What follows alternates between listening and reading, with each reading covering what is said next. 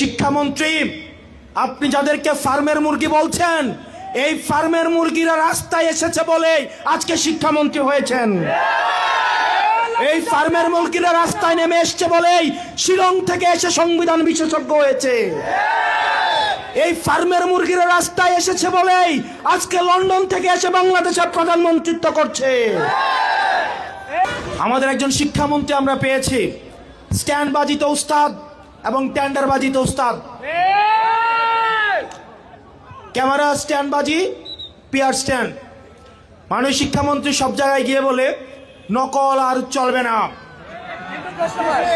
2026-এর শিক্ষার্থীরা আপনাদেরকে দেখিয়ে দিচ্ছে এই স্ট্যান্ডবাজি আর বাংলাদেশে চলবে না। হাঁটু সমান পানিতে, বুক সমান পানিতে 2026 সালের এইচএসসি পরীক্ষার্থীদের আপনি ডুবিয়ে ডুবিয়ে আপনি পরীক্ষা দিতে বাধ্য করেছেন এবং একটা পরীক্ষার প্রশ্ন আপনি প্রণয়ন করেছেন। আপনি পরীক্ষার প্রশ্নের মধ্যে 2টা সৃজনশীলে আপনি ভুল দিয়ে রেখেছেন। একটা পরীক্ষার্থীর তখন মানসিক অবস্থা কি ধরনের হয় একবার চিন্তা করেন। সে যখন দেখে প্রশ্নপত্রে ভুল, সে যখন নিজে চেষ্টা করে পরীক্ষায় উত্তর মিলানো, পরীক্ষা দিয়ে এসে হয়তো বুঝতে পারে প্রশ্নপত্রে ভুল, সে যখন উত্তর মিলাতে পারে না, তখন পরীক্ষার মধ্যে কি ধরনের মানসিক অবস্থা তৈরি হয় একবার চিন্তা করেন। আপনারা একবার দুঃখ প্রকাশের প্রয়োজন বোধ করলেন না, বরং এই শিক্ষার্থীদেরকে আপনারা বলছেন মাদকাসক্ত। এই শিক্ষামন্ত্রী, আপনি যাদেরকে ফার্মের মুরগি বলছেন, এই ফার্মের মুরগিরা রাস্তায় এসেছে বলে আজকে শিক্ষামন্ত্রী হয়েছেন। এই ফার্মের মুরগিরা রাস্তায় নেমে এসছে বলেই শিলং থেকে এসে সংবিধান বিশেষজ্ঞ হয়েছে।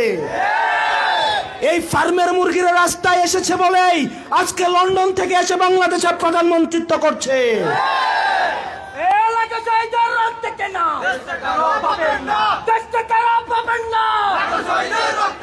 শিক্ষামন্ত্রীকে বলবো, শিক্ষার্থীরা গিনিপিগ নয়।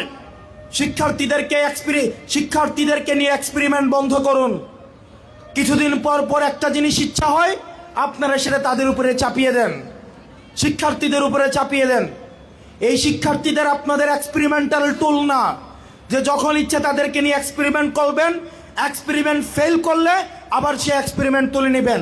কারণ আপনাদের সন্তানরা দেশে পড়াশোনা করে না, আপনাদের সন্তানরে আপনারা বিদেশে রেখে পড়াশোনা করান। পরের সন্তানদেরকে রাস্তায় রেখে রাজনীতি করাবেন, পরের সন্তানের ভবিষ্যৎকে নষ্ট করবেন, পরের সন্তানদেরকে নিয়ে এক্সপেরিমেন্ট করবেন। এই বাংলাদেশ নিয়ে এক্সপেরিমেন্ট আর আমরা আপনাদেরকে করতে দিব না। 2026 সালের এইচএসসি পরীক্ষার্থীদের প্রতি সংবেদনশীল আচরণ করার অনুরোধ করব।